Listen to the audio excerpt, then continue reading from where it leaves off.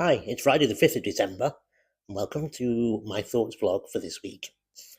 Now, as usual, it's unscripted, and all the opinions are my own. This week, I wanted to touch on something that was released earlier this week, which was the IOPC report into the Hillsborough disaster. Now, I was unsure as to exactly what this report would do or could do, and it seems that the families of the Hillsborough families knew a lot more than I did. But I was particularly disappointed, and the families are always disappointed that no one has been held accountable for what actually happened on that tragic day. And accountability is important because accountability was initially shoved onto the fans, wasn't it? Trial by media, the police basically directed the media into thinking it was the fans. Police officers lied, police officers covered up, and this report actually got to the bottom of it all, and it did name 12 police officers involved, and said that had they been in service today, they would have faced gross misconduct charges, and quite rightly so. Should have been criminal charges in my eyes. But accountability is not going to happen, and the families were aware of this before the report came out. It really is just an exercise in setting straight the facts, and that's what it's done, and that's a good thing because there's so much horribleness and hate online at the moment. At least there is now a definitive which everyone can be directed to. If you are unsure as to what happened and who was to blame, the IOPC report spells out. It wasn't the fans, it was gross negligence on the part of the police. And that is important. It's important that it's stamped out like that. And I, for one, am glad that it's been done. 13 years to do this report was a long time. Too long, really. I mean, the families have been kept waiting a disgraceful amount of time for any kind of justice, and they still haven't got the justice. And, that's wrong, isn't it? It's really wrong. People should have gone to jail for this. And but it's led us to the Hillsborough Law, and which I hope when it comes into force, we get the full fat Hillsborough Law that the campaigners, the families want and need. This country, in fact, needs it because we have a culture of cover-ups.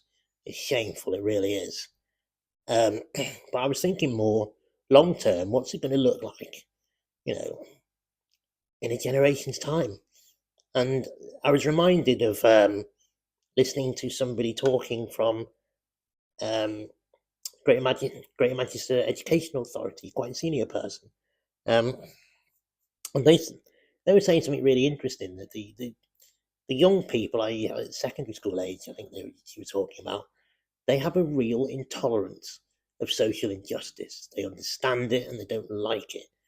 And that is a good thing. But I was thinking, well, our generation and those that came before we might have understood it, but we certainly didn't do anything about it much, and we allowed these things to happen. We didn't have the tools to do anything about it, but what's different? And I think the young people today are taught about equality in ways that I never was, and I don't think any other generation has been. They're taught about, it's wrong to discriminate on I think when I was at school, I think the only thing we were ever taught about was race, and that was it. And that was the only equality thing we were ever taught about. But nowadays, discrimination is taught about in all its forms, be it gender, sexual orientation, ability and disability, race, ethnicity. All of those are covered. Basically, they are taught that discrimination on any grounds is not fair, and fairness is important. And the kids seem to have understood this and grasped it and ran with it, which is good, because they now have an understanding of what it's like. when things are, when you do see inequality, you need to call it out, and that's a good thing. So we kind of have equipped the young people with the idea, and then I think what then happened was lockdown, and they experienced firsthand the power of the state, and you can argue the overreach of the state, and it affected them directly, affected their lives, it affected the lives of their families and their friends, it affected everybody. I mean, we all remember it, don't we? It was horrible. And I think the young people suffered in a way that I didn't. I mean, their formative years, the years when they should be out with their friends, enjoying themselves and making those bonds and having the great time that youth is all about. But it also affected their education.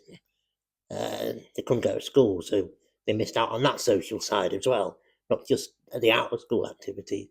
They missed out on doing exams. They missed out on learning, and you could argue that may well affect them later on. Certainly, there's some kids that have gone through school never having sat in an official exam, no GCSEs, no A levels, and as much as you might not like the exams, it's kind of useful to do them and get used to them if you want to go into higher education. Because if you go into university, the first time you sit an exam is, you're 19, 20. That could be quite daunting. Whereas, like for me, I've done loads of exams, from GCSEs and all that sort of stuff, A levels, AS levels. So it was a good learning curve. They have missed out. It wasn't their fault. It was the state that enforced that situation on them. So it's given them, as I say, first-hand experience of what it's like to be affected by the state.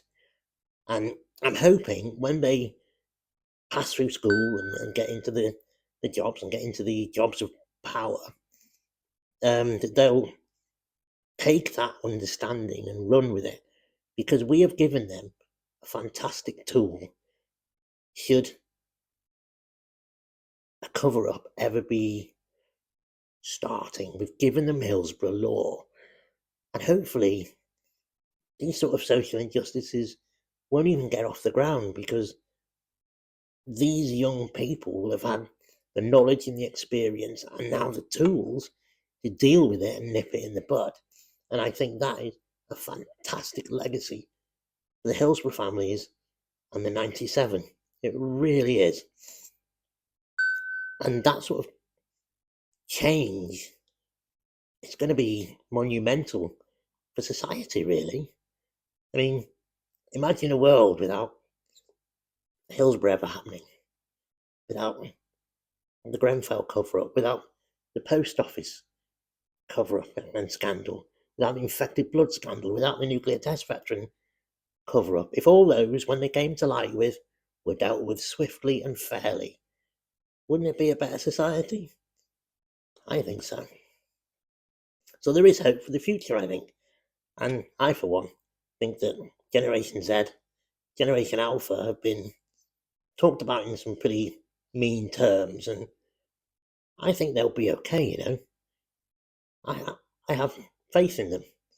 But yeah, I look forward to seeing how they change the country and how they change this culture of cover-up, because I think they will. Positivity, optimism, I have it. But again, talking of young people, today I am going to see Sasha, my son, in his first nativity at school. I don't know what part he's doing, whether he's going to be, I don't know, an angel or a sheep or whatever, or whether he's just singing. But I'm looking forward to that. That should be nice. Not been to one of his things like this before, because it's the first one he's done.